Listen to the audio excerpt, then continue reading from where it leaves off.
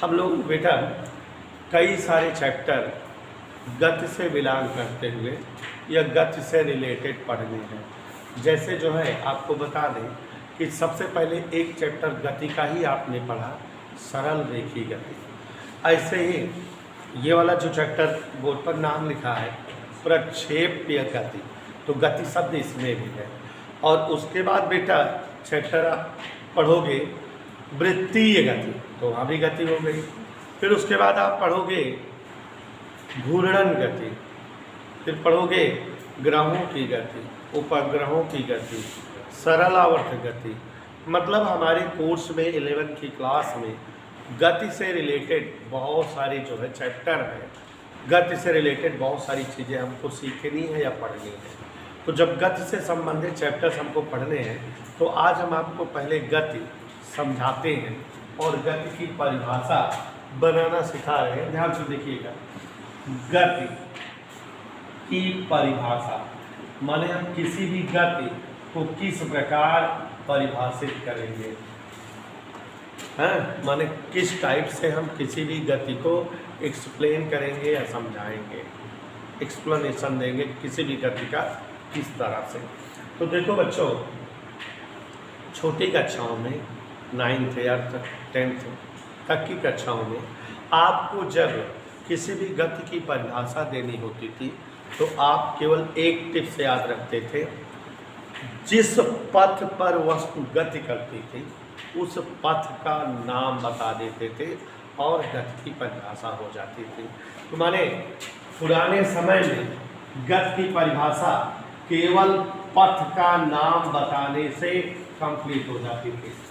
Example, अगर जैसे कहा जाए सरल रेखी गति से क्या समझते हो, तो तुरंत हम परिभाषा बनाते थे छोटी कक्षाओं में, सीधी रेखा में गतिमान वस्तु की गति सरल रेखी गति कहलाती है। क्या किया, केवल पथ का नाम बता दिया, गति की परिभाषा बन गई। इज दैट क्लियर बेटा? पथ का नाम बता दिया, गति की परिभाषा बन गई। It's okay. जैसे कहा जाए वृत्ताकार गति से क्या समझते हो, तो वही पथ का नाम, वृत्ताकार पथ पर गतिमान वस्तु की गति वृत्तीय गति कहलाती है।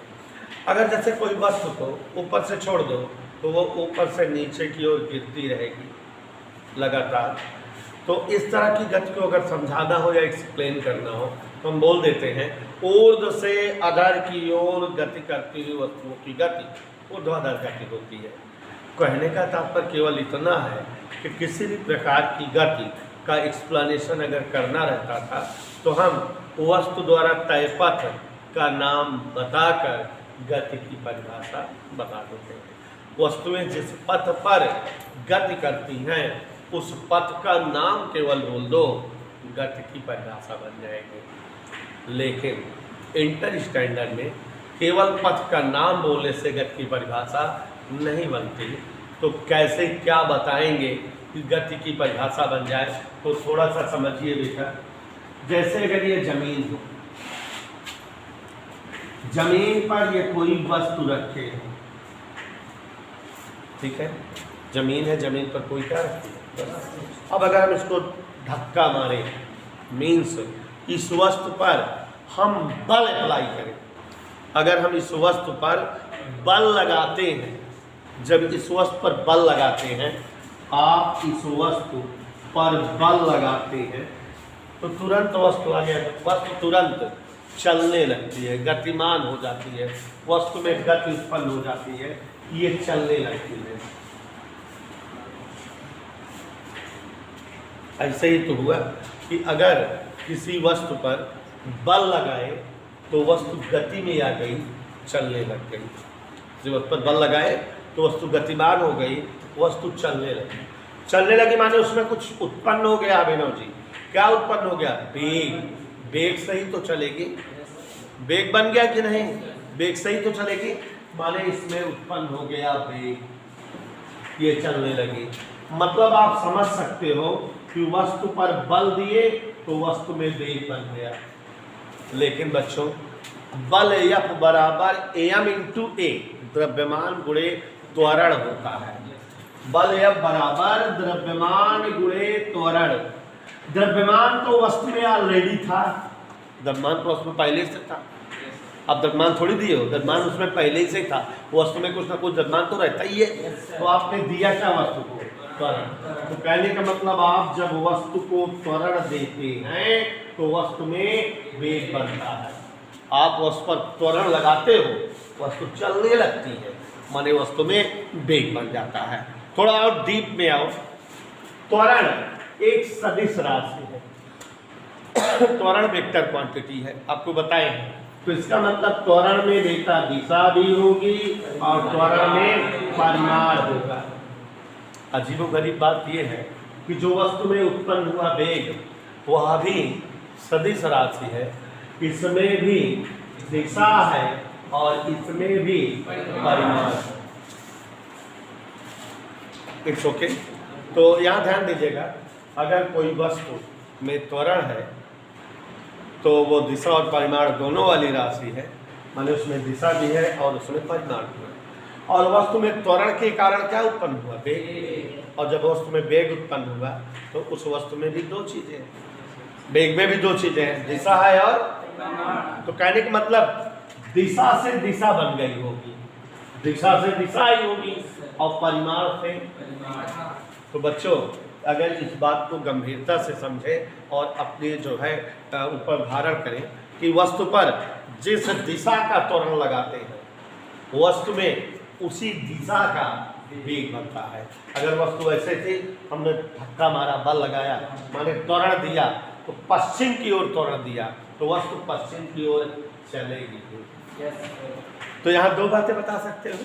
अगर एक आदमी को आप बल लगाते हुए देखो, त्वरण लगाते हुए देखो, तो आप तुरंत जान जाओगे कि वस्तु में वेग किस दिशा वाला बनेगा। अगर कोई व्यक्ति किसी वस्तु पर पूरब दिशा का त्वरण लगाएगा, हम भविष्यवाणी कर देंगे कि वस्तु पूरब दिशा में चलेगी। पश्चिम दिशा वाला त्वरण लगाएंगे तो वस्तु में पश्चिम दिशा वाला वेग उत्पन्न होगा। उल्टा भी, अगर आप वस्तु को चलते हुए देखो, माने अगर आप देखो कि कोई वस्तु उत्तर की ओर चल रही है, उसके वेग की दिशा उत्तर है, इसका मतलब इस पर उत्तर की दिशा वाला त्वरण लगा हुआ होगा। ऐसे तो बता सकते हो। जिस दिशा का त्वरण अप्लाई करोगे वस्तु में उसी दिशा के वेग से चलेंगी। जिस दिशा के वेग से चलते रहेंगे इसका मतलब उसी दिशा का त्वरण उन पर लगा हुआ है। ऐसे ही परिमाण का केस है। अगर किसी वस्तु पर ज़्यादा परिमाण वाला त्वरण लगाओ, माने वस्तु पर ज़्यादा जो है परिमाण का त्वरण दो तो वस्तु ज़्यादा तेज चलेगी, माने उसमें वेग ज़्यादा परिमाण वाला रहेगा। और वस्तु पर अगर कम परिमाण का त्वरण दो, धीरे से धक्का मारो तो धीरे धीरे चलेगी, माने वस्तु में उत्पन्न वेग का भी परिमाण कम ही रहेगा। तो हम वस्तुओं के त्वरण की दिशा और परिमाण के आधार पर वस्तुओं के वेग की दिशा और परिमाण बता सकते हैं, संभावना व्यक्त कर सकते हैं कि वस्तु में इसी दिशा और परिमाण का वेग है। तो अब बच्चों जब किसी वस्तु की गति की परिभाषा दी जाती है तो हम गति की परिभाषा 3 पदों में देते हैं। 9th की क्लास में गति की परिभाषा केवल और केवल हम कैसे देते थे? केवल और केवल अगर वस्तु की गति की परिभाषा देनी रहती थी पथ का नाम बताते थे। लेकिन अब इंटर से, आज के बाद से आप जब किसी वस्तु की गति की परिभाषा देनी होगी तो माइंड में कब कर लीजिए, 3 चीज़ें बताया करेंगे आप, ठीक है? तो यहाँ ध्यान देंगे। नमन सिंह, किसी वस्तु की गति की परिभाषा अगर देनी रहे इंटर स्टैंडर्ड से तो आज से हम ध्यान रखेंगे बेटा कि हमको 3 चीज़ों में परिभाषा देनी है। हम वस्तु की गति के पथ का नाम बताएंगे पहले। क्या बताएंगे पहले बेटा? वस्तु की गति के पथ का नाम। वस्तु जिस पथ पर गति कर रही है नाम उसका बोलना है। फिर उसके बाद बेटा दूसरा स्टेप है, पहला पॉइंट है। दूसरा पॉइंट है कि हम वस्तु पर आरोपित त्वरण, जो भी त्वरण आरोपित है उसकी दिशा और परिमाण के बारे में चर्चा करेंगे। उसकी दिशा कैसे है, परिमाण कैसा है, और उसमें उत्पन्न वेग की दिशा और परिमाण के बारे में बताएंगे। तो मतलब आप समझ रहे हो कि किसी वस्तु की गति की परिभाषा थोड़ा लंबी हो सकती है। इंटर स्टैंडर्ड में पथ का नाम बताना है और वस्तु पर जो त्वरण लगा है या जो उसमें वेग उत्पन्न हुआ है उसकी दिशा क्या है और उसका परिमाण क्या है, ये दोनों का दोनों बताना है।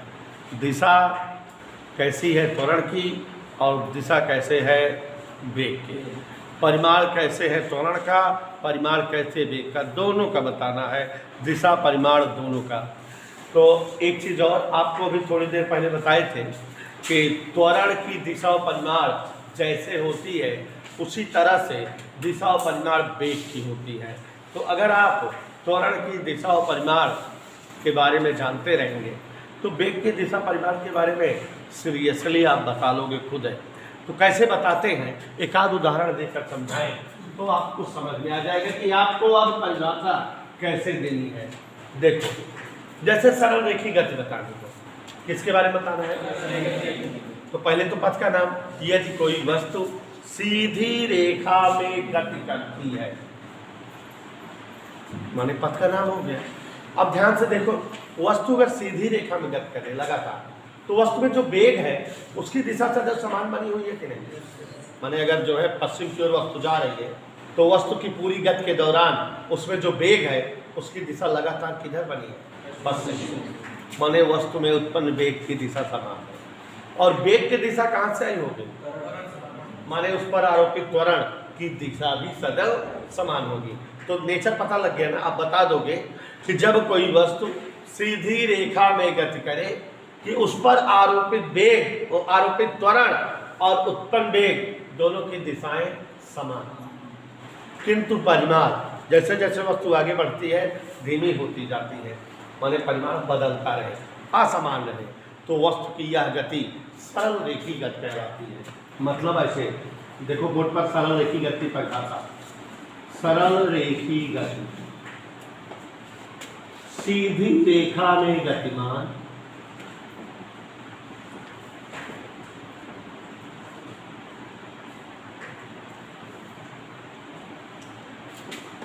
वस्तु, पथ का नाम हो गया। सीधी रेखा में गतिमान माने वस्तु जो है सीधी रेखा में अगर गति कर रही है, सीधी रेखा में वस्तु गतिमान है, सीधी रेखा में गतिमान वस्तु अगर है, कोई वस्तु सीधी रेखा में गति कर रही है, इस पर जो त्वरण आरोपित है और इसमें जो वेग उत्पन्न है दोनों की दिशा समान। आरोपित त्वरण व उत्पन्न वेग की दिशा सदैव समान। एक ही और रहती है कि नहीं? तो माने हम त्वरण और वेग की दिशा का नेचर बता दिए। अब परिमाण असमान बना रहता है वस्तु की इस प्रकार की गति, सरल रेखी गति कहलाती। अब सरल रेखी गति के बारे में समझाए बेटा, एक्सप्लेन करें। यदि कोई वस्तु सीधी रेखा में गतिमान हो कि वस्तु पर आरोपित त्वरण और उत्पन्न वेग दोनों की दिशा सदैव किंतु परिमाण, तो वस्तु की यह गति परिभाषा बन जाएगी ना। हमने त्वरण की दिशा और परिमाण बताया, वेग की भी दिशा और परिमाण बताया, तुरंत जो है गति की परिभाषा हमारी बन गई, एक्सप्लेनेशन भी हो गया। Is that okay? कोई असुविधा? उसके बाद बच्चों ध्यान दीजिएगा, ऊर्ध्वाधर गति अगर बताएं, कौन सी गति बताएं? ऊर्ध्वाधर।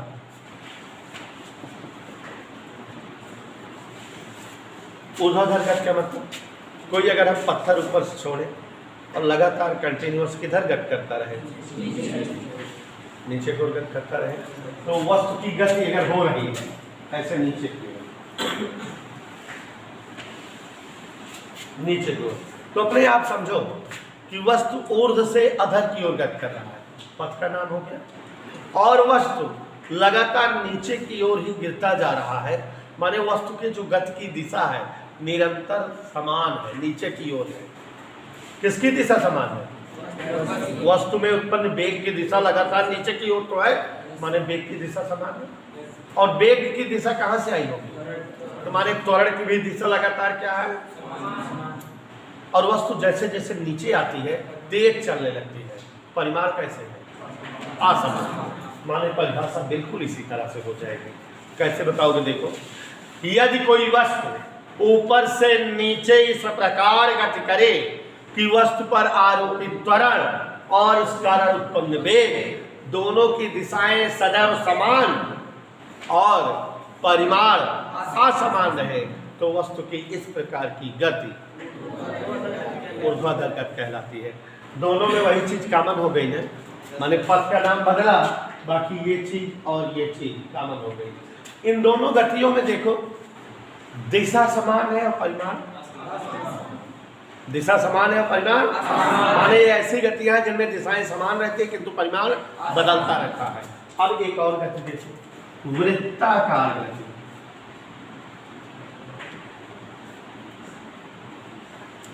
तो वृत्तिगत कैसी होती बेटा? मस्त समझो, कोई नहीं समझाएगी इस तरह से। कोई वस्तु किस पथ पर गति करे? वृत्ताकार पथ पर गति करे। तो अगर हम अनस जी यहाँ से गति करना शुरू करें इस स्थान से, तो वृत्ताकार पथ पर गति माने इस समय हमारे गति की दिशा इधर है।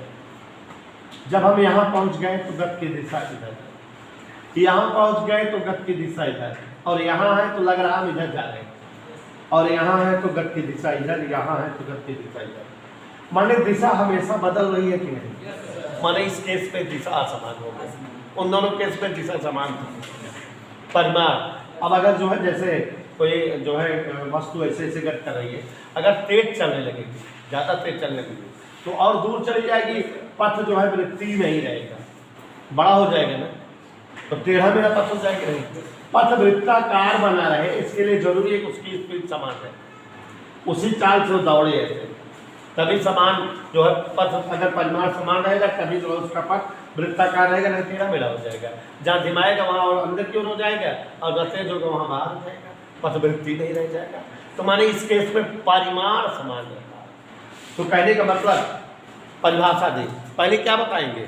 पथ का नाम। यदि कोई वस्तु वृत्ताकार पथ पर गति करे कि वस्तु पर आरोपित त्वरण व उत्पन्न वेग की दिशा सदैव असमान, दिशा असमान किंतु परिमाण समान, तो इस प्रकार की गति वृत्तिगत कहलाती है। माने ये असमान, सदैव क्या रहेगा, और ये तो दोनों उल्टा गति के हो गए कि नहीं? तो अब आप समझ गए कि यदि कोई वस्तु वृत्ताकार पथ पर इस प्रकार गति करे कि वस्तु पर आरोपित त्वरण और उत्पन्न वेग की दिशा सदैव असमान किंतु परिमाण समान बना रहे, तो वस्तु की इस प्रकार की गति को वृत्तिगत कहा जाता है। बच्चों, हमारे पास 2-3 गतियां नजर आई, लेकिन एक गति में हमने देखा कि दिशा समान रहती है, परिमाण अलग, और एक गति में देखा दिशा अलग हो जाती है, परिमाण समान। ठीक है ना? ये दोनों गतियां हैं कि नहीं? आज हम आपको एक स्पेशल गति बताने जा रहे हैं कि जिसमें दो के दोनों अलग हो जाएंगे, दिशाएं भी अलग हो जाएंगी, परिमाण भी अलग हो जाएगा। दिशा भी अलग रहेगी, असमान रहेगी, और इन दोनों केस में एक चीज अलग है, एक चीज जो है समान है। जैसे इन दोनों गतियों में दिशा समान, परिमाण अलग, इसमें दिशा समान, परिमाण समान। अब आपको एक विशेष गति बताने जा रहे हैं जिसमें आप देखेंगे दिशा और परिमाण दोनों असमान होंगे, और आपको दिखा भी रहा हूं, समझा भी रहा हूं, मस्त समझिएगा।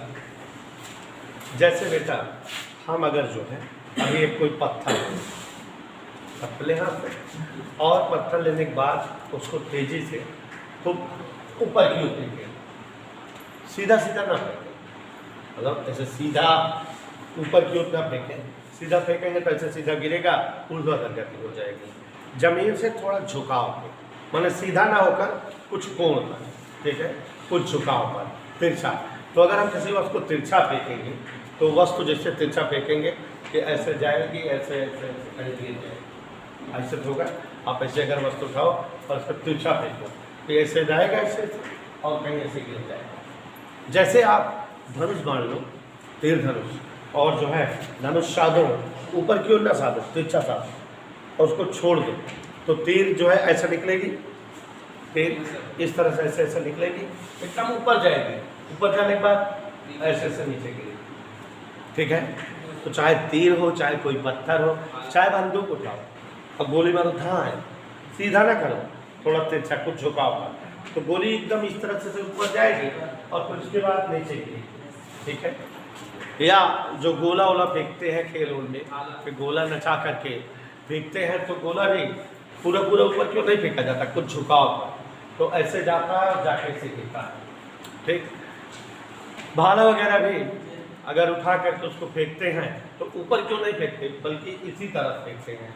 तो यदि किसी वस्तु को, क्या बोले हैं, किसी वस्तु जमीन से या क्षैतिज से किसी झुकाव पर, माने इस तरफ इतने कोण पर, ये झुकाव है, सीधा ना फेंक कर, किसी झुकाव पर, यदि किसी वस्तु को पृथ्वी से कुछ झुकाव पर ऊपर की ओर फेंका जाए, ऐसे जाते जाते एकदम ऊपर हाईएस्ट ऊंचाई पहुंचेगी, इसके ऊपर नहीं जा पाएगी। तो जब इसके ऊपर नहीं जा पाएगी तो ऐसे फिर गिरने लगेगी, नीचे गिरेगी कि नहीं, इसी तरह से वस्तु गति करेगी ना। अब आपने देखा कि यदि किसी वस्तु को क्षैतिज से किसी कोण पर या किसी झुकाव पर ऊपर की ओर फेंका जाता है, किसी वस्तु को क्षैतिज से किसी झुकाव पर ऊपर की ओर फेंका जाता है, तो वस्तु ऐसे जाते जाते एकदम अधिकतम ऊपर जाती है, वेग समाप्त हो जाता है, इसे नीचे गिरती है। अब इसके वेग की दिशा और परिमाण देखें, कैसा वेग है, कैसी दिशा है। दिशा देखो, जब वस्तु यहाँ है तो इसके गति की दिशा लग रहा है इधर जा रही है, और जब यहाँ तो वस्तु गति की दिशा इधर, और जब यहाँ आ गई वस्तु तो वस्तु की गति की दिशा इधर, जब यहाँ है वस्तु की गति की दिशा इस साइड है कि, और जब यहाँ पर है तो वस्तु की गति की दिशा इधर, यहाँ है तो वस्तु की गति की दिशा। समझ गए कहने का मतलब है कि इस प्रकार अगर वस्तु गति कर रही है तो वस्तु की संपूर्ण गति के दौरान, पूरी गति में वस्तु में उत्पन्न वेग की दिशा सदैव क्या हो रही है, बदल रही है ना। यहाँ पर ऊपर की ओर, यहाँ इधर है, यहाँ इधर, यहाँ सीधे सीधे हो गई, यहाँ नीचे की ओर हो गई, तुम्हारे वस्तु में उत्पन्न वेग की दिशा सदैव असमान बदलती रहती है। Is that okay?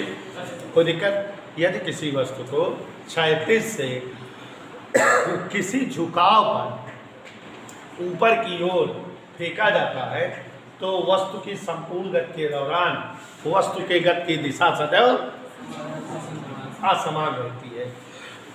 अगर वेग की दिशा सदैव असमान है तो इसका मतलब इस पर आरोपित त्वरण की भी दिशा सदैव, पक्का? तो दिशा के बारे में पता लग गया दोनों के।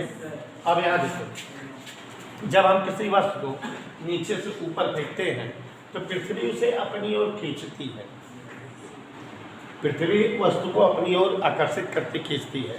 तो यहाँ वस्तु का वेग अगर 5 रहा होगा तो यहाँ घट के 4 हो गया होगा, यहाँ घट के 3, यहाँ घट के 2 और यहाँ एकदम समाप्त। तुम्हारे वेग का परिमाण भी बदल रहा है कि नहीं?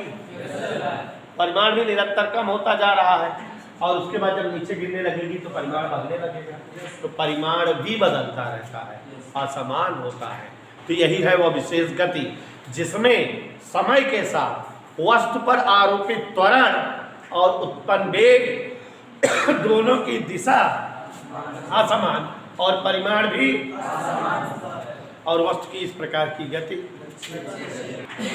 इस प्रकार यदि किसी वस्तु को क्षैतिज से किसी झुकाव पर ऊपर की ओर फेंका जाता है तो वस्तु की गति के दौरान आरोपित त्वरण और उत्पन्न वेग दोनों की दिशा सदैव असमान तथा परिमाण असमान बना रहता है। वस्तु की यह गति प्रक्षेप्य गति कहलाती है। परिभाषा बन गई ना बेटा? कुछ लोग शॉर्टकट में बोलते हैं कि जब किसी वस्तु को क्षैतिज से किसी झुकाव पर फेंका जाता है तो समय के सापेक्ष वस्तु के त्वरण और वेग की दिशा परिमाण बदलती रहती है। वस्तु की यह गति प्रक्षेप गति कहलाती है। दोनों का मतलब एक ही हुआ। हम थोड़ा सिस्टमेटिक पढ़ी लिखी भाषा में कि जब किसी वस्तु को क्षैतिज से किसी झुकाव पर ऊपर की ओर फेंका जाता है तो वस्तु पर आरोपित त्वरण और वस्तु में उत्पन्न वेग दोनों की दिशा असमान और परिमाण असमान रहता है। वस्तु की इस प्रकार की गति को हम इधर क्रिया। और ये जो वस्तु गति कर रही है, जो वस्तु प्रक्षेप गति करती है उसे हम प्रक्षेप्य प्रोजेक्ट कहते हैं। और वस्तु जितने झुकाव पर गति करती है उसे हम प्रक्षेप कोण कहते हैं। वस्तु जिस पथ पर गति करती है, जैसे ओ से चले पीएम, ये ओपीएम पथ तय करे तो इसे हम प्रक्षेप्य पथ कहते हैं। कौन सा पथ कहते हैं? और प्रक्षेप गति करती हुई वस्तु जितना ज्यादा से ज्यादा ऊपर जाती है उसे हम महत्तम ऊंचाई कहते हैं। कैपिटल आर से कैपिटल एस से व्यक्त करते हैं। वस्तु यहाँ से उड़ी और उड़ करके यहाँ गिरी, ये पूरी गति इसकी हुई। इस पूरी गति में जितना समय लगता है उड्डयन काल, फ्लाइट टाइम कहलाता है। और वस्तु जब यहाँ से चली जैसे ऊपर उड़ते उड़ते यहाँ गिरी, तो ये इतना जमीनी दूरी तय की, जितना वो जमीन पर चलती है, माने जितना क्षैतिज दूरी वस्तु द्वारा तय होती है उसे रेंज या क्षैतिज परास कहते हैं। ये छोटी छोटी परिभाषाएं हैं और इन सब पर छोटा छोटा डेरिवेशन है। एक बार हम फिर से बताएं बेटा, जब किसी वस्तु को क्षैतिज से किसी झुकाव पर ऊपर की ओर फेंका जाता है तो वस्तु की संपूर्ण गति के दौरान वस्तु पर आरोपित त्वरण और उत्पन्न वेग दोनों की दिशाएं और परिमाण दोनों असमान बने रहते हैं। वस्तु की इस प्रकार की गति प्रक्षेप्य गति कहलाती है। और जो वस्तु प्रक्षेप्य गति करती है उसे हम प्रक्षेप्य कहते हैं। जिस झुकाव पर वस्तुएं गति करती हैं वह झुकाव प्रक्षेप कोण कहलाता है। और वस्तु द्वारा तय अधिकतम पथ प्रक्षेप्य पथ कहलाता है। और जितना वो क्षैतिज दूरी तय करती है वस्तु वो क्षैतिज परास कहलाती है। और वस्तुएं जितना अधिकतम ऊंचाई तय करती हैं वह महत्तम ऊंचाई कहलाती है। प्रक्षेप गति जितने समय में पूर्ण होती है वह समय उड्डयन काल कहलाता है। ध्यान देना, यदि किसी वस्तु को क्षैतिज से किसी झुकाव पर ऊपर की ओर फेंका जाता है तो वस्तु की संपूर्ण गति के दौरान वस्तु पर आरोपित त्वरण व उत्पन्न वेग दोनों की दिशा व परिमाण समय के साथ बदलते रहते हैं और इसलिए इस प्रकार की गति प्रक्षेप गति कहलाती है। जो वस्तुएं प्रक्षेप गति करती हैं उन्हें क्या कहते हैं? प्रक्षेप प्रोजेक्ट। और जिस झुकाव पर वस्तुएं प्रक्षेप गति करती हैं वह कोण या झुकाव प्रक्षेपण कोण कहलाता है। और प्रक्षेप गति करती हुई वस्तु द्वारा तय अधिकतम पथ या तय पथ प्रक्षेप पथ कहलाता है। वस्तु जितना अधिकतम ऊंचाई तक जाती है महत्तम ऊंचाई, और तय अधिकतम क्षैतिज दूरी क्षैतिज परास कहलाती है। और प्यारे बच्चों, वस्तु जितने समय में प्रक्षेप गति करती है उस समय को उड्डयन काल कहते हैं। इधर क्लियर? अब आपके सामने यहाँ पर जो है थोड़ा चित्रवत बना करके आपको समझाते हुए दिखा रहे हैं, आप ध्यान दीजिएगा। जैसे बच्चों, गौतम कोई दिक्कत बेटा?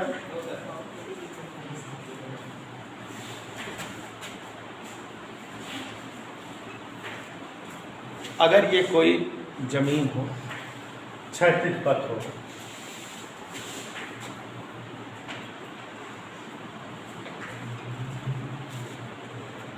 ये क्षैतिज पथ है, कोई डाउट किसी को? और इस पथ पर स्थान O से एक वस्तु हम ऊपर की ओर फेंक रहे हैं।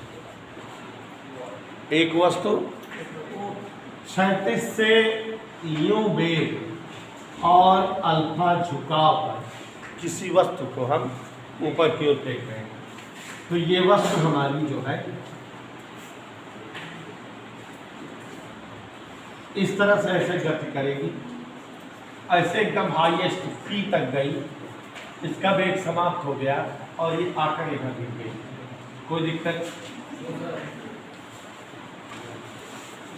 वस्तु को क्षैतिज से कितने झुकाव पर फेंके? अल्फा झुकाव पर। किस वेग से? और वो कौन सा पथ तय की? ओपीएम पथ, ऐसे ओ से पी गई और पी पे एम।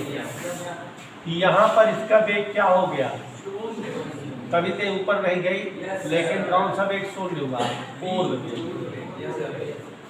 और ऐसे ऊपर जाते जाते पी तक आई और उसके बाद ऐसे यहाँ गिर गई ई एम तक। ये अगर हम पी को नाप ले जमीन से तो वस्तु द्वारा तय अधिकतम ऊंचाई है कि नहीं, माने वस्तु द्वारा तय अधिकतम ऊंचाई है। और वस्तु को ओ से एम तक की जो दूरी है ये क्षैतिज परास होगी, ये आर मान लेंगे। कोई दिक्कत, चित्र समझ में आया बेटा? कोई वस्तु कहाँ से फेंकी गई है, ओ से। किस वेग से फेंकी गई है, उसका क्षैतिज से कोण कितना है, अल्फा। और बच्चों वह कौन सा पथ तय कर रही है, ओपीएम। और ओपीएम पथ तय करने के दौरान वो अधिकतम ऊंचाई कितना तय किया और क्षैतिज परास कितनी, और मान लेते हैं पूरा ओ से एम तक आने का समय कैपिटल उड्डयन का। चित्र समझ में आया? कोई दिक्कत? माना इसका वर्णन करें चित्र का। कोई वस्तु दिखाई दे क्षैतिज से, पहली चित्र तो कहाँ से है, स्थान ओ से, वेग यू व क्षैतिज से अल्फा झुकाव पर। अब जो बेटा समझ में आ रहा है, अल्फा झुकाव पर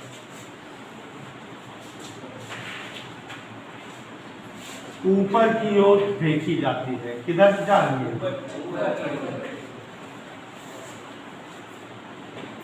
तो ये कौन से पथ तय करती है, प्रक्षेप पथ ओपीएम तय करती है। कौन सा पथ तय करती है, समझ आया? वस्तु द्वारा तय महत्तम ऊंचाई, महत्तम ऊंचाई कितनी है,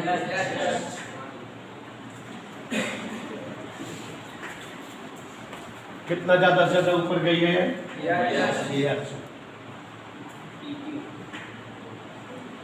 क्षैतिज परास ओ से एम तक जितना जमीन पर जाए,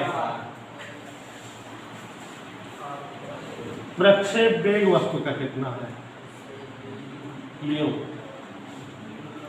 प्रक्षेप वेग यूं है, प्रक्षेपण कोण कितना है,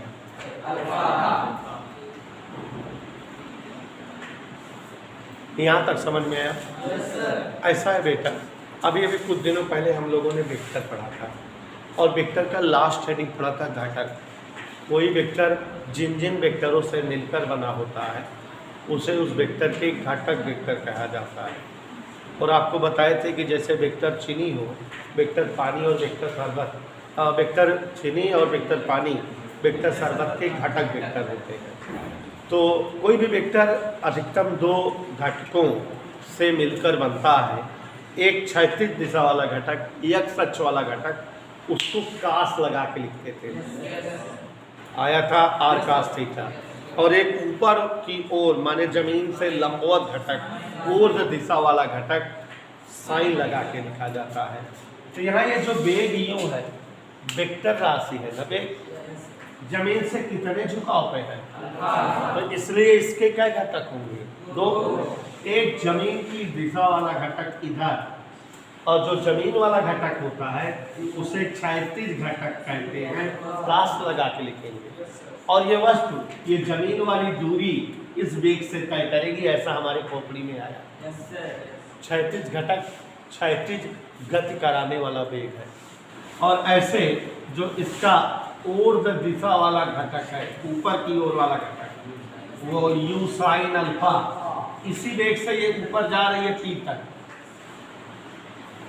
यू साइन अल्फा से पी तक जाएगी और फिर जो है गिरेगी एम पर, और यू का अल्फा से जमीन पर चलेगी। तो अब यहाँ पर ध्यान दीजिए, वस्तु का क्षैतिज वेग, वस्तु का क्षैतिज वेग क्या होगा? यू का अल्फा से ये कौन सी गति करेगी? ओ से यम तक क्षैतिज गति करेगी ना। ऐसे ही ऊर्ध्व वेग यू साइन अल्फा, इस वेग से कौन सी गति होगी? ऊपर की गति, ऊर्ध्व गति, कोई दिक्कत? अब बच्चों अगर वस्तु ओ से पी तक गति कर रही, केवल ओ से उड़ गई और पी तक गई, और ओ से पी तक मान लेते T1 समय लगा, और पी से जब यम तक गई मान लेते हैं। तो यहां देखो जरा, वस्तु की कहां से कहां तक की गति? ओ से पी तक गति।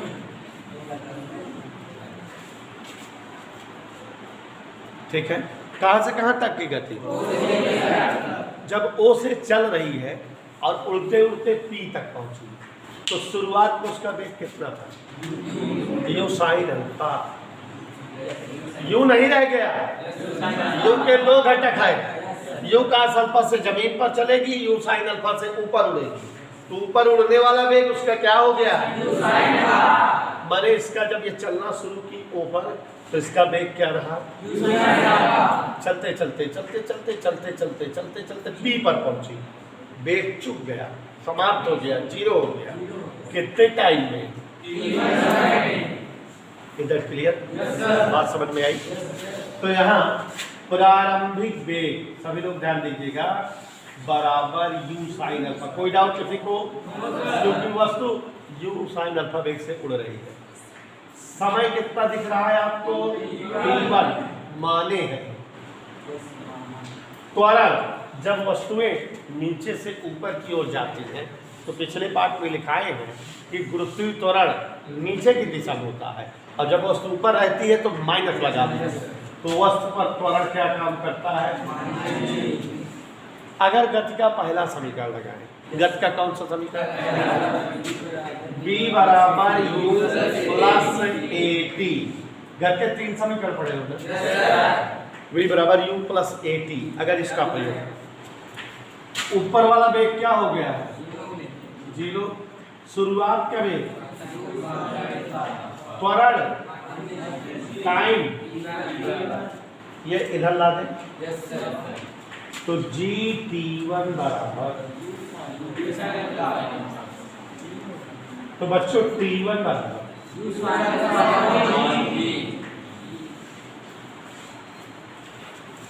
ठीक है। तो आपने पता लगा लिया, वस्तु को जब हम फेंके ओ से वो पी तक गई, T1 समय में गई, माने यू साइन अल्फा बटे जी समय में गई। और बच्चों अगर अभी खेलो आप कहीं, एक पत्थर उठाओ ऊपर की ओर फेंको, अगर वो आधा घंटा में ऊपर जाता है तो आधा घंटा में नीचे भी गिरता है। वस्तु को नीचे से ऊपर जाने का समय और ऊपर से नीचे आने का समय बराबर होता है। तो अगर ओ से पी तक आने का समय T1 है, तो पी से यम तक आने का समय T2 भी क्या होगा? ठीक है ना? इसलिए पी से यम तक की गति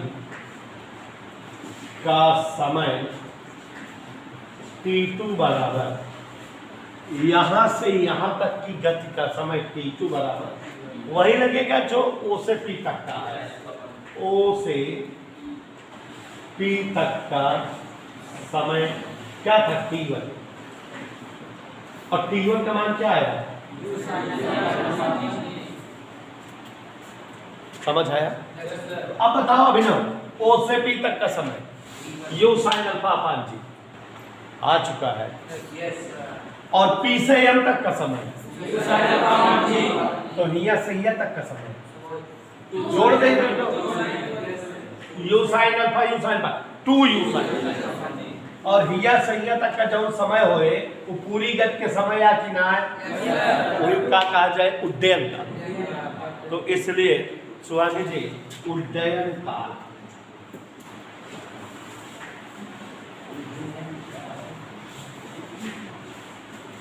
कौन सा काल? उड्डयन काल माने संपूर्ण गति का समय। गति कहाँ से प्रारंभ हुई है? ओ से। कहाँ तक हुई है? माने ओयम तक का समय। ओ से यम तक का समय। अनस जी देख रहे हो? ओ से यम तक का समय में दो बार जो है समय है, एक ओ से टी तक है और दूसरा, तो ओ से यम तक को लिख सकते हैं। ओ से पी तक का समय प्लस टी से, कोई दिक्कत? ओ से पी तक का समय निकालने से कितना है? और ये कितना है? दोनों जोड़ दो, 2u।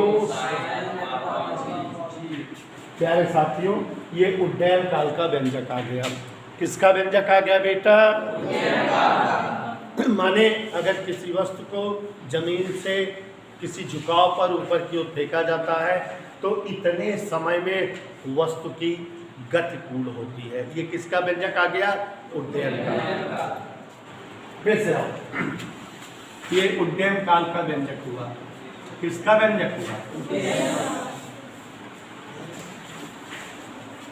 कहीं कोई दिक्कत? अब यहाँ ओ से बी तक गति फिक्स करें और महत्तम ऊंचाई निकालेंगे। क्या निकालेंगे बेटा? ओ से पी तक गति। अभी कौन सा समीकरण लगाए थे? गति का पहला लगाए थे। वस्तु किस वेग से फेंकी जा रही है? You sine alpha.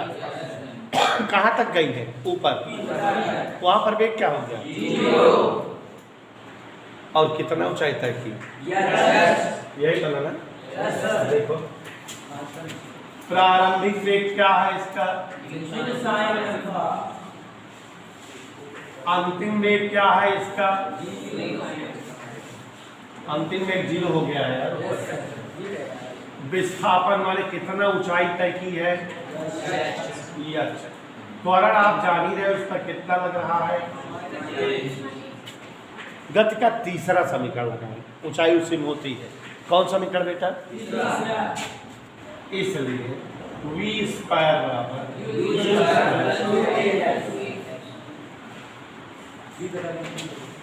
गति का तीसरा समीकरण लगाएं।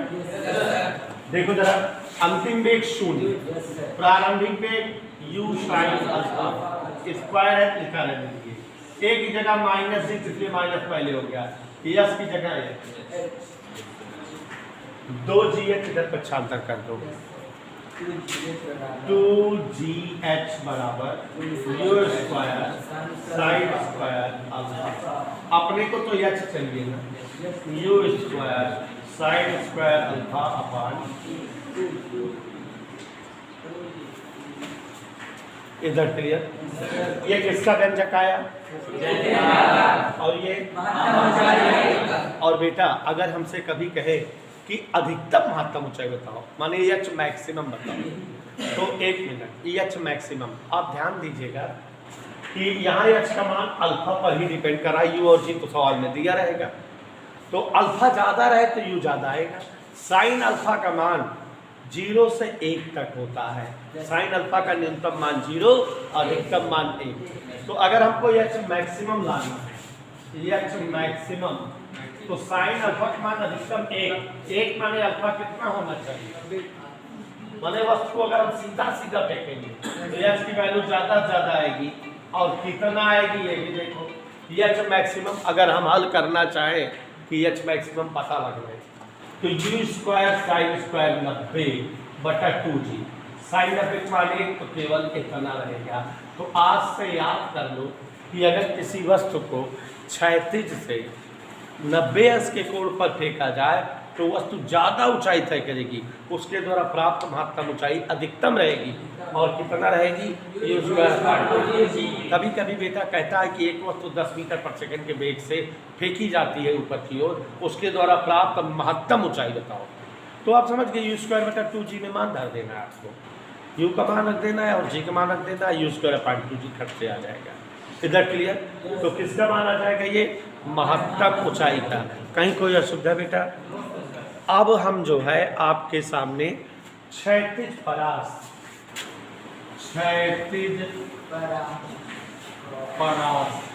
गौर से देखिए आर की चर्चा करना चाहते हैं। क्षैतिज परास का मतलब अधिकतम तय क्षैतिज दूरी। क्षैतिज परास का मतलब क्या हुआ? वस्तु ओ से चल रही है, एम टका रही है, तो अधिकतम तय क्षैतिज दूरी। तो देखो क्षैतिज परास आर बराबर वस्तु द्वारा तय अधिकतम क्षैतिज दूरी। कौन सी दूरी बेटा? चित्र देखो OL।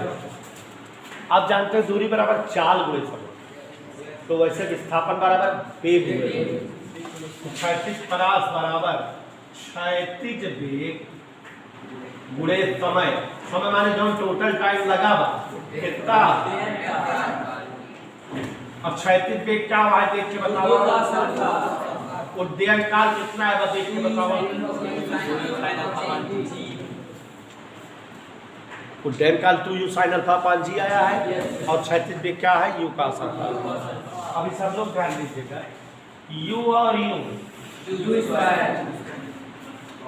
का बचा 2 sin अल्फा cos अल्फा, यही बच रहा है। देख लो 2 बच रहा था, साइन बच रहा था, cos बच रहा था।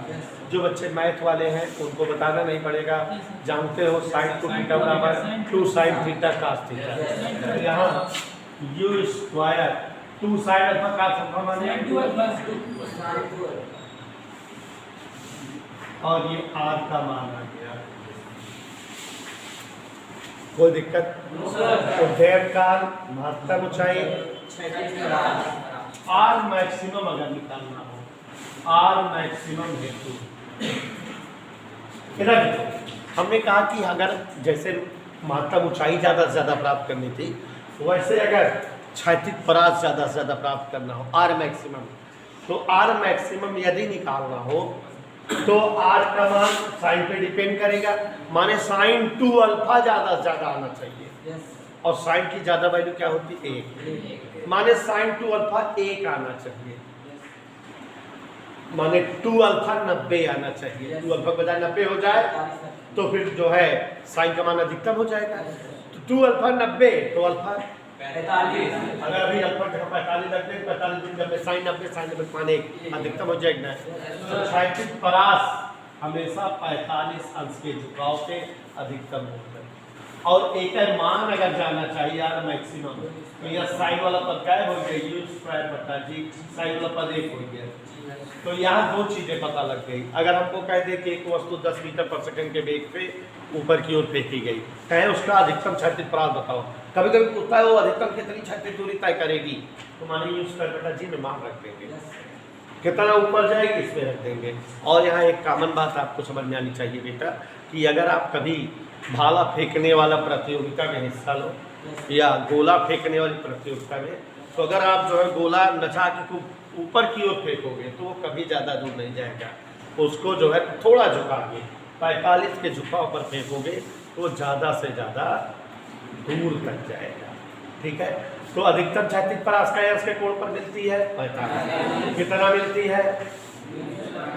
u square upon g। तो प्यारे साथियों, ये तीनों डेरिवेशन आपके जो है किताब के हैं और इम्पोर्टेंट हैं। और जैसा प्यारे बच्चों, आपसे अगर कुछ पूछे तो आप बताइएगा। देखिए इधर अगर जो है ये ऊपर से नीचे की ओर कोई ऊर्ध्वाधर रेखा खींचे तो हमारे गणित में इसे हम ऊर्ध्वाधर रेखा या वाई अक्ष बोलते हैं।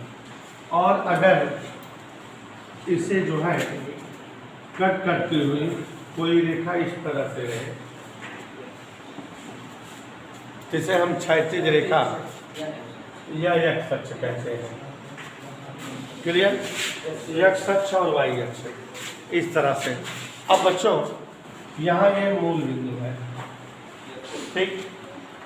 अब बेटा अगर हम किसी वस्तु को क्षैतिज से किसी झुकाव पर फेंकें, माने वो प्रक्षेप गति करें, तो अगर हम क्षैतिज से किसी वस्तु को यूं झुकाव से ऐसे फेंकें, तो ये इस तरह से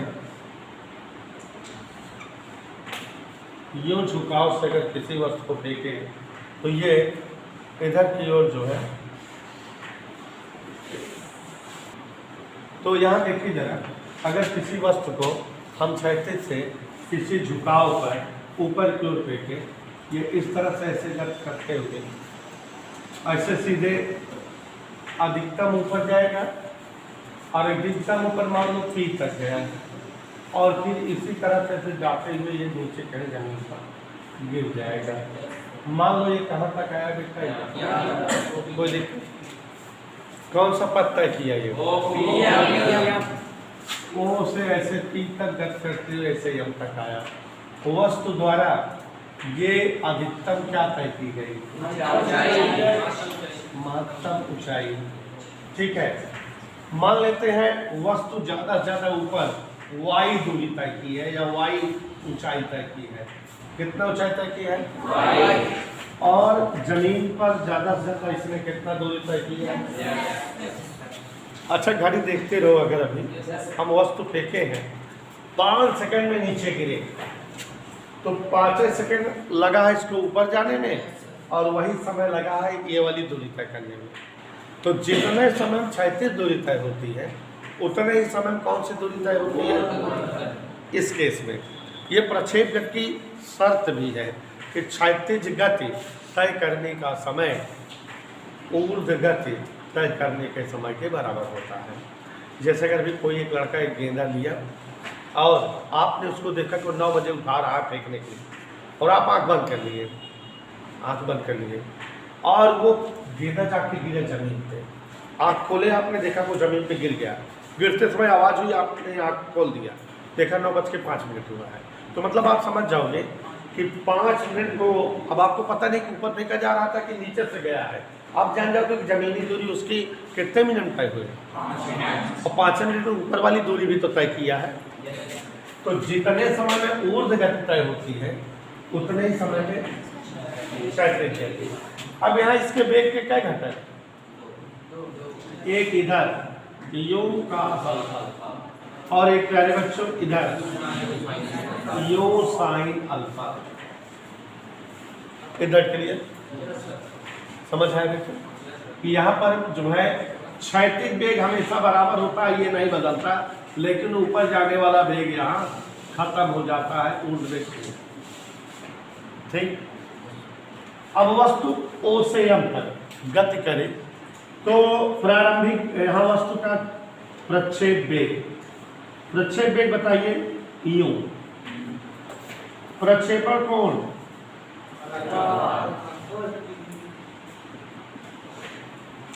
कहाँ से गति कर रही है, स्थान O से गति के दौरान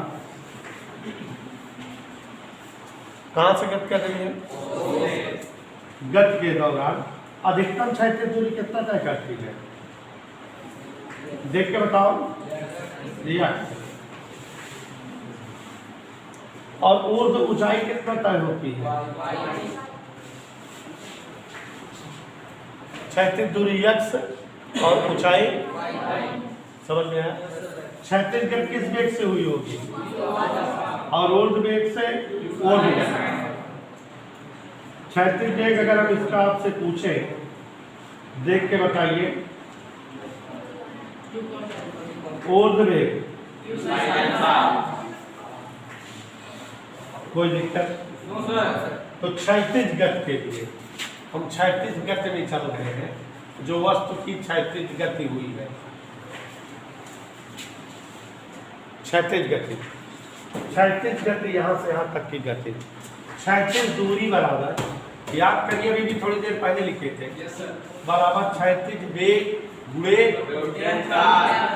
हाँ यह समय जो भी लिखो, क्षैतिज दूरी क्या माने हैं, और वेग कितना है, समय मान लेते हैं t, मालूम है कि नहीं, तो टी बराबर यक्स अपान, माने ये टाइम पता लग गया कि नहीं। अब हम इसी समय में ऊर्ध्व गति हुई होगी। ऊर्ध्व गति के लिए अगर चले, ऊर्ध्व गति यस बराबर सूत्र क्या होता है? यस माने वस्तु जितना ऊपर गई है, कितना ऊपर गई है? यू माने प्रारंभिक वेग, जिस वेग से वो उड़ रही है, यू साइन अल्फा। विधांशो किस वेग से उड़ रही है? टी का मतलब टाइम से है। टाइम उसका कितना लगा है? टाइम एक्स अपान यू, त्वरण माइनस लिखेंगे, ए की जगह जी, टाइम की जगह x upon u cos alpha, square लगा दिए। कोई दिक्कत? कहीं कोई असुविधा नहीं होनी चाहिए, समझ में आना चाहिए। अब आगे देखिए जरा, थोड़ा सा आगे बढ़ते हैं। वाई बराबर यू से यू साइन बटे कास माइनस हाफ जी। यहाँ देखिए जरा, एक्स बटा यू कास अल्फा का होल स्क्वायर क्या होगा? एक्स स्क्वायर अपान। प्यारे साथियों, यही प्रक्षेप्य पथ का समीकरण है। It is the equation of projectile motion. यही प्रक्षेप पथ का समीकरण है। आप तो बेटा यहाँ थोड़ा गणित में ले चल रहे हैं। आपने गणित में तमाम तरह की आकृतियाँ पढ़ी हैं, जैसे आपने रेखा, त्रिभुज, वृत्त, आयत, वर्ग, गोला, घनगरा, और हर आकृति का समीकरण पढ़ा है आपने। जैसे आपको पूछा जाता रेखा, तो रेखा का समीकरण आप पढ़े y बराबर है प्लस सी। वृत्त का समीकरण या स्क्वायर प्लस वाई स्क्वायर बराबर ए स्क्वायर। वैसे इंटर मैथ में जब जाओगे तो आपको एक आकृति ऐसे दिखाई जाएगी इस तरह से। माने ये एक ऐसी आकृति है कि कोई बिंदु किसी निश्चित बिंदु और किसी निश्चित रेखा से समान दूरी बनाते हुए पथ तय करता है। इस पथ को परवलय कहते हैं, और परवलय का समीकरण होता है वाई स्क्वायर बराबर 4ax या एक्स स्क्वायर बराबर 4ay। परवलय के दो समीकरण होते हैं। इस परवलय का समीकरण होता है वाई स्क्वायर बराबर 4ax, और अगर परवलय ऐसे बना हो तो उसका समीकरण होता है एक्स स्क्वायर बराबर 4ay। तो अब बच्चों ध्यान दीजिए, इस समीकरण को, यह समीकरण दो अज्ञात राशियों x और y में बना हुआ है। गौर से देखो, y कई घात में है? एक घात में, लेकिन x कई घात में है? दो घात में। वहाँ दो घात लगी है। तो जब कभी कोई समीकरण दो अज्ञात राशियों में बना हो, एक अज्ञात राशि की दो घात हो और दूसरे अज्ञात राशि की एक घात हो, चाहे y के ऊपर स्क्वायर हो चाहे x के ऊपर स्क्वायर हो, इसमें x के ऊपर स्क्वायर है, तो ये समीकरण एक्स स्क्वायर बराबर 4ay रूप का समीकरण है। और जब ये समीकरण एक्स स्क्वायर बराबर 4ay रूप का है तो इस समीकरण को परवलय का समीकरण कहते हैं। माने प्रक्षेपगत करती हुई वस्तुओं द्वारा तय प्रक्षेप पथ परवलयाकार होता है, और इस बात को खोजा था वैज्ञानिक गैलीलियो ने। तो कभी पूछे कि प्रक्षेप पथ कैसा होता है? परवलयाकार। किसने बताया? तो गैलीलियो ने सत्यापित किया कि प्रक्षेप पथ परवलयाकार होता है, और उस पथ का समीकरण y बराबर x square alpha minus half g x square upon q square का स्क्वायर अल्फा होता है। और प्यारे साथियों, इसी के साथ इस चैप्टर के सारे डेरिवेशन समाप्त हो गए। पूछा जाता है कि प्रक्षेप गति की सीमाएं बताओ, तो प्रक्षेप गति की दो तीन चीज़ें जानते रहिए। सबसे पहले तो प्रक्षेप गति में अचर त्वरण से गति होती है, त्वरण नहीं बदलना चाहिए। फिर प्रक्षेप गति ज़्यादा ऊंचाई पर नहीं रह जाती, ज़्यादा ऊंचाई पर चले जाते हो तो त्वरण समाप्त हो जाता है, तो वस्तु की गति दीर्घवृत्ताकार हो जाती है। प्रक्षेप गति में ज़्यादा दूर तक वस्तु को नहीं फेंकना चाहिए, माने पराग बहुत ज़्यादा नहीं आता और यक्ष बहुत ज़्यादा नहीं आता। प्रक्षेप गति के दौरान जितने समय में ऊर्ध्व गति तय होती है उतने ही समय में क्षैतिज गति होती है। प्रक्षेप गति के दौरान क्षैतिज वेग नहीं बदलता, यू का सल्फा हर जगह होता है। प्रक्षेप गति के दौरान ऊर्ध्व वेग बदलता रहता है। प्रक्षेप गति के दौरान अधिकतम ऊंचाई के लिए दिशा 90 होनी चाहिए और मान u²/2g होता है, और अधिकतम परास के लिए दिशा 45 होनी चाहिए और अधिकतम परास u²/g होता है। प्रक्षेप गति में एक ही परास प्राप्त करने के लिए 2 दिशाएं अल्फा और 90 - अल्फा। आप सभी को बहुत बहुत धन्यवाद।